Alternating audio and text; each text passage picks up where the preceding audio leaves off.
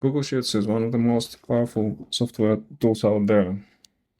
However, the problem is that it's really easy to mess them up. They can become confusing, clunky, they can start breaking during their use quite quickly. But the good news is there are 3 principles that you can apply in your work, and that will make everything you do in Google Sheets so much easier. Hi, I'm Zhenya. I used to work as an information designer in The Guardian. I wrote a PhD on complex systems. I have PMI certifications project management manager, and in real life I help people design tools and processes that make their work easier. And in this video I want to show you 3 golden rules for the spreadsheet design.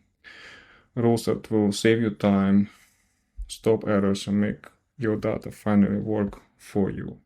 So without further ado, let's dive in. And the first principle is start with the main idea in mind.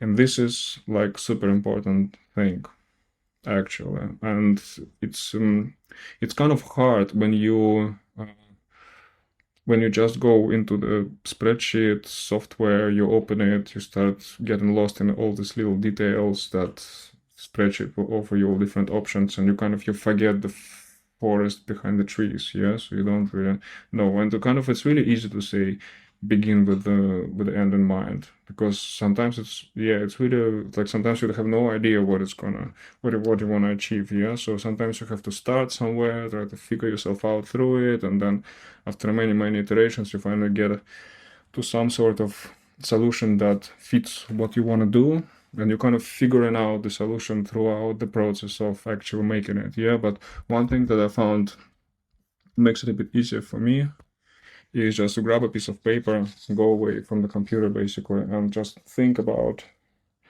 what is like. Doesn't have to be like a super complicated sketch. It could be just some sort of just a scribble, like a napkin scribble. Yeah, like what it is actually that I want to do with it. So for example, if there's a I want to figure out my taxes, I need to have like some sort of spreadsheet that gives me some sort of idea of my spending over time. I was thinking maybe I have like some sort of table where I have time going left to right, yeah, January, February, March, excuse my terrible handwriting, April, May. So essentially months are going left to right, and then this gives you like 12 months across your screen, yeah, and then vertically you would have expenses,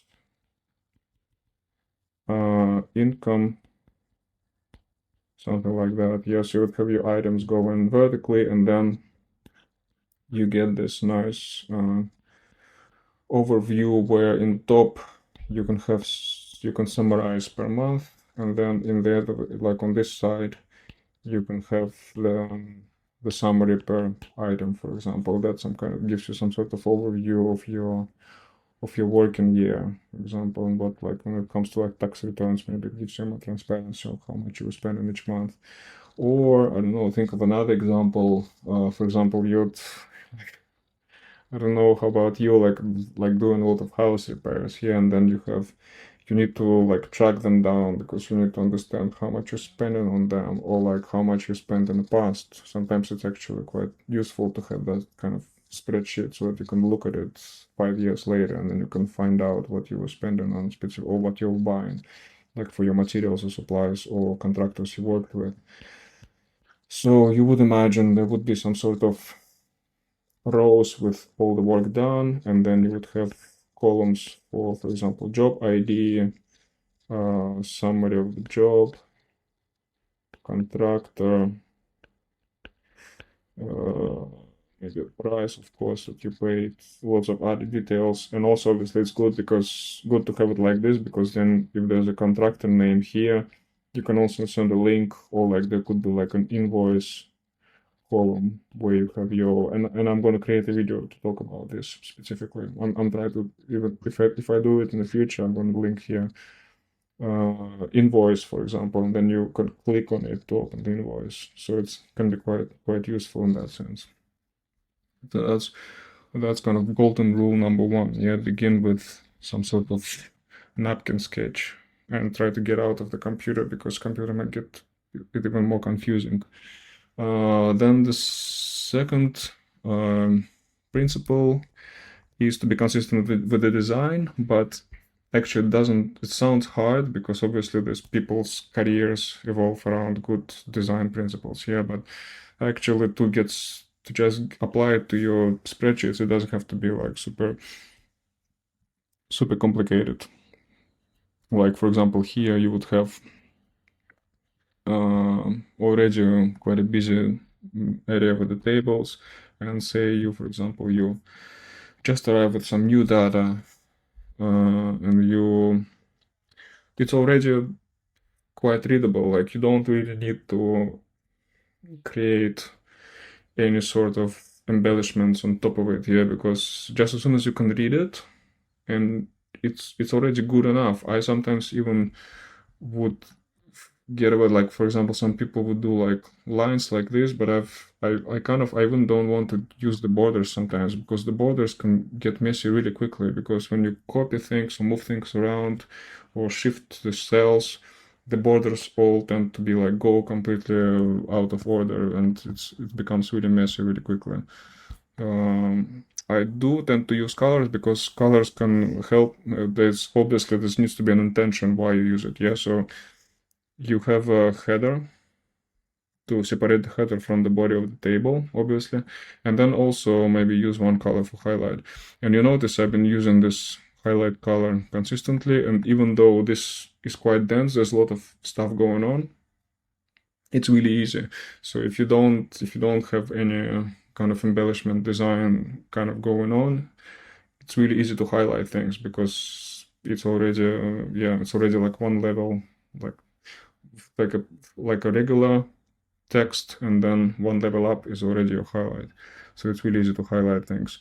And also one other simple trick that I use sometimes is to differentiate between manual entry cells from formula cells. So you would notice that this one is a formula and this one is manual entered data, and it's useful to have manual in blue color or some different color, because then you see where you have your formula, so you don't accidentally destroy your formula if you don't want to. Yeah, especially that becomes quite important if you have like quite a convoluted spreadsheet that does a lot of things, and then you don't remember where you have formulas and where you don't have formulas, and this kind of simple rule of thumb helps to differentiate. So that's about that. Maybe a quick example here would be this blog that I sometimes look at. It's called Flow and Data. It's by this author who also wrote this really nice inspirational book called Visualize This, which I sometimes look at, and it's essentially like I'm going to link down below, and essentially this same principle applies. Yeah, so be consistent with your design rules, or the color coding, etc. So this blog has a more broad scope here because it's all about data visualization, but same rule applies if you're working on your spreadsheet. Yes, so if you like this kind of content and you want me to continue, please click on subscribe, like the video, because that helps YouTube algorithm to push it forward. So rule number 3, it's to think about information first, and like information architecture. Yeah, because the tables are all about like how you organize the knowledge in your table. Yeah, so for example, sometimes you want to separate specific types of data, sometimes you want to bring some types of data together, and this example is a really good one in that sense, because it has repeatable content, which is your customers.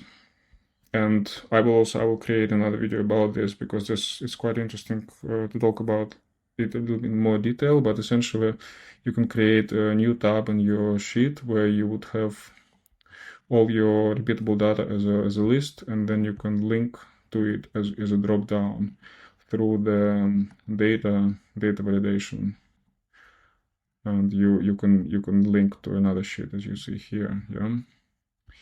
And that kind of helps you not to make mistakes. Yes, you don't have to think about it anymore. You just enter. You have these customers. If there's another customer comes in, Kim comes in, and then it's boom. You have it already, so you don't really have to think about it twice. And also there's more to this. For example, apples would always cost this amount, yeah, and oranges will always cost this amount. So you don't want to risk it and keep this data separate from this data. So you always want to keep product data together with this price, yeah. And that's also a trick you can do also through data validation, some other techniques that always can do. But at the prince, it's kind of the technology here is not the main point. The main point is that you think about which pieces of data come together, and then you put them together. So that's kind of the third principle. And here, as an example, I want to recommend this blog that I always consult with, the Smartsheet. Well, actually more in the past, because I used to use Smartsheet for years and years. So it's really good and instructive list of tutorials, like set of tutorials about like the good rules of good practices in spreadsheet design, and it's a nice piece of software to use as well. And yeah, and if you go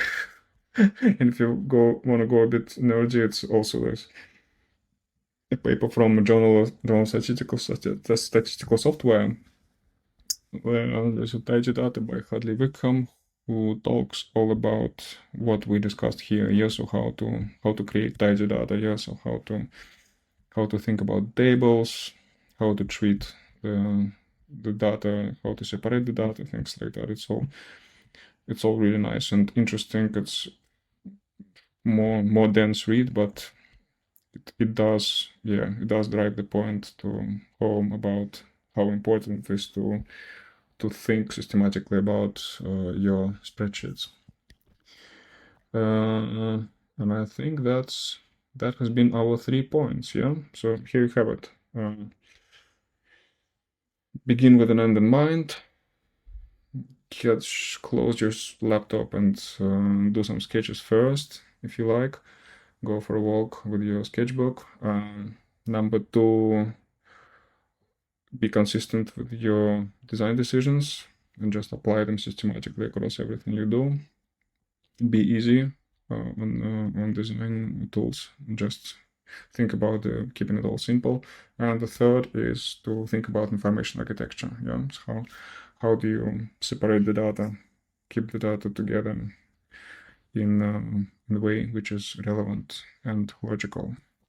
And yeah, I'm gonna record more of this to give you more ideas. And if you like this kind of content, subscribe and like. Obviously, join Discord community, which is down below. And here's a couple more videos that I describe more, like the examples I showed. I'm gonna talk a bit more. See ya.